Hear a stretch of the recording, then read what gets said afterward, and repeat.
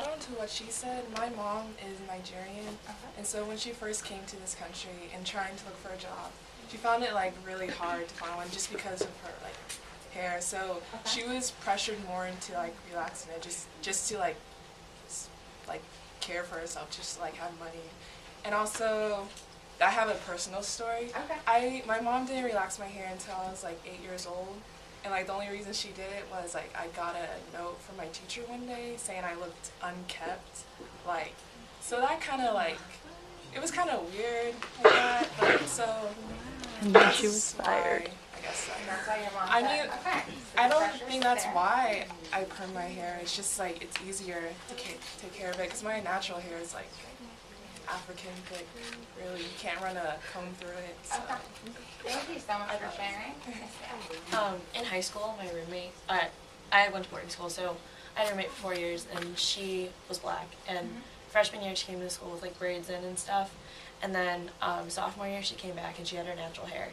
And she like told us all these stories about how her mom fought it so hard. Like her mom did not want her to have her natural hair. She wanted her to get a perm. She wanted her to keep her braids in. She was like, Amanda, like you need to look kept. You need to look like everything. And I mean, she took really good care of it. And it was really long, and she straightened it like every week or every other week, and it looked fine. But her mom was so worried that she was gonna get all these. And because she was a soccer player, like I remember hearing so many arguments over the phone about like how she's gonna sweat out her hair and how like she needs to look like professional. She's going to like a private school in New England, and how people aren't going to accept her if she doesn't have her like braids, or if she doesn't have her hair like perfect. And when we say professional, what are we really saying? Something that's not typical for black women, and we're telling them that they need to look professional. Okay, another hand. Yes, sir. Your hand's been up for a while. I just kind of had a basic question. Like, how do you define natural? Is it like you don't use any chemicals? That's a great question. Because people use the term differently. Okay, so we'll let people answer this question. Yes, ma'am. Okay, just to define natural, natural does mean without a relaxer, or it could, well, I won't say without color because people don't usually define it as that, but I actually have a press right now, so my hair naturally looks like the young lady's hair who's right here, like when it's washed and curly and full.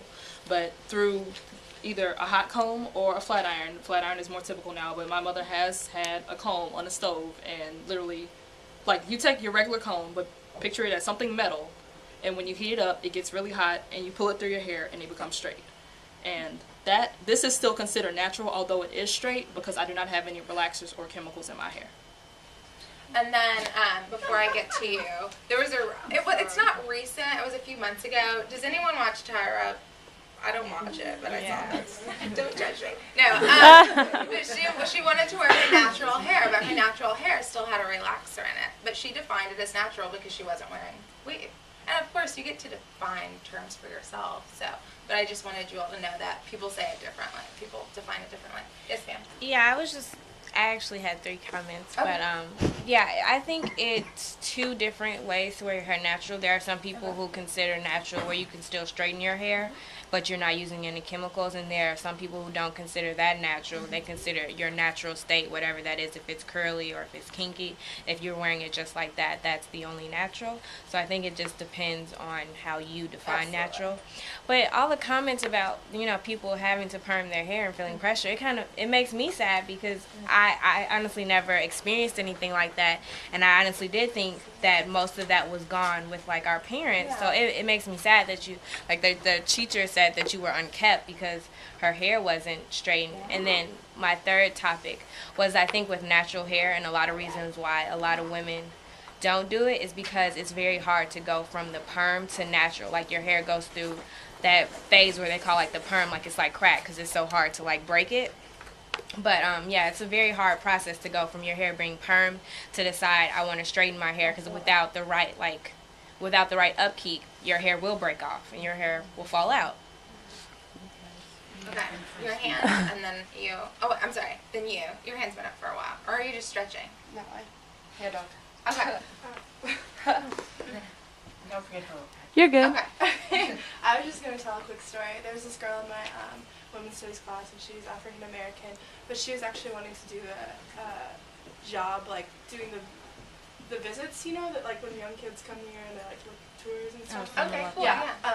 And she had like applied and like got the job, but like they sent her an email the day before, or, like a couple days before, and they were like, you need to make your hair presentable, like keep it kept. Like Mizzou people, we were sitting there talking about it because I don't know, it's just And ridiculous. I'm writing a And she letter keeps saying, right like, now. The young lady that was talking about that. Well, the girl that was sitting in the back with, and that she left and stuff was saying, yeah, her hair was like that, and it didn't look bad at all. And they're like, you need to like do something to your hair. Are you serious? Like, she looks fine. That makes me Okay, first of all, I want to say, like, I really feel this is educational just because, like, I don't know much about black hair since I'm white. But, Interesting. yeah, like, I don't know how that happens. But, no, like, at the same time, I can kind of see, like, in the white community, I know a lot of people that strive to have, like, really straight hair. They're like, oh, I have a wave in my hair, and this sucks, so I'm going to straighten it, like, every day. I'm going to get up and do this. And it's like, I feel like it's your personal choice, and I know, like, for me, I actually learned how to take care of my hair better from, like, a black lady because I have really curly hair. And she was like, you just don't need to put shampoo in it every day because it's going to make it frizzy, and it's like, you know, stuff like that. And so, like, I could kind of understand, but, you know, and then I have a question, like, I've never really understood what, like, nappy means, just in general. We talked about it a little earlier. Do you want to, you talked about nappy? What is that? What does that term mean to the group? We talked about it earlier. Means it's the kinkiest, densest curl that it's almost that, you know, it's hard to get a comb through. It makes you tender-headed because you got to work so hard at it. And then we have a hand. Yes. Okay. It's about the coil, like kinks. Well, kinks, curls, kinks, and coils. And there's like different. If you get online, if you are really curious, there's this website called Naturally Curly, and they should tell you like the different systems or like what type of hair you have. Like straight will be 1, wavy is like 2. And then there's like curly, there's different types of curly. Like you could have, curly would be group 3, and it would be 3A, 3B, 3C. And then you have kinky, which is like, there's like kinky, which is 4A, and it's like kinky, but it's slightly curly. And then you have kinky, and it's like has a Z pattern, where like curly hair is like shaped like an S. Like if you were to look at your strand, it's kind of in the shape of an S.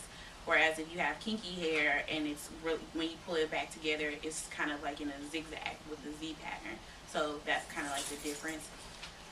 A lot of people don't get this, but like your hair, even if it's like really nappy per se, if you wet it, you're not supposed to pull a comb through your hair when it's dry and you have curly hair. That's for one. So if you wet it, you put conditioner in it, you can comb through it with ease. It's not that hard. You use a wide tooth comb. You don't use a thin comb because thin combs pull out your hair. I totally understand that because I can't brush my hair dry like that. So just that information alone goes a long way.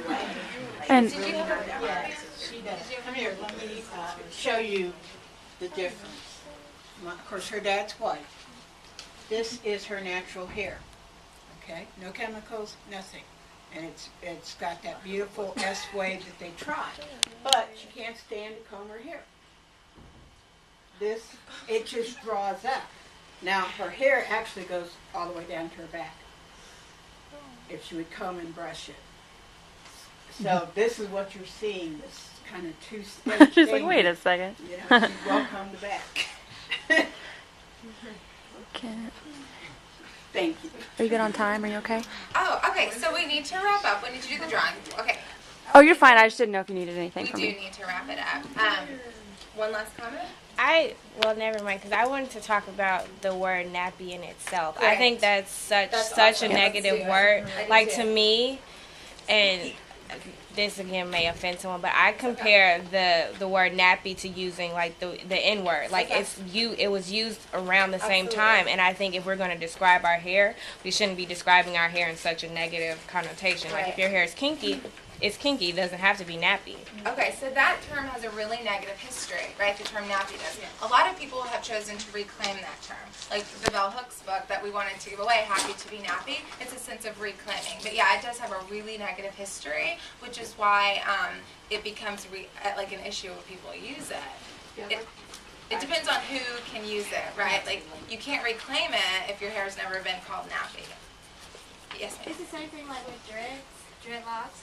Like, I think it's some people, like, I know a lot of East Coast people, they call it locks, but like, in the Midwest, we call it dreads. And like, I was talking to this girl, and I'm like, how long have you been growing your dreads? And I just kept using dreads, and she's like, can you stop calling them dreads? They're called locks. I'm like, because my best friends, they both have, I call them dreads. My best friends both have dreads, but like, my friend, she goes down to Howard, which is a historically black college, and she was like, this girl came up to her, and she's like, we don't use the word dreads around here, we use locks, because white people try to say when black people's hair would get like the lock thing, the lock shape, they were like, it's dreadful, so that's why they call them dreadlocks. Ooh. Yeah, So that's the history of that term. Someone told you that was the Yeah. history of it? Okay, I haven't heard that ever. So that's really interesting. Okay. I saw another hand, and then we're gonna do the drawing. Okay. Yes. Oh, that's I was just gonna say that's where that comes from. Like dreadful locks is, it's a if you read the book Hair Stories, it talks about how like when black people weren't able to maintain their hair, it started to clump up and it became in these locks. And so a lot of like when black people were slaves, the white people would say, you know, they need to cut off those dreadful locks. So that's where that term kind of comes from, dreadlocks. Thank you all so much for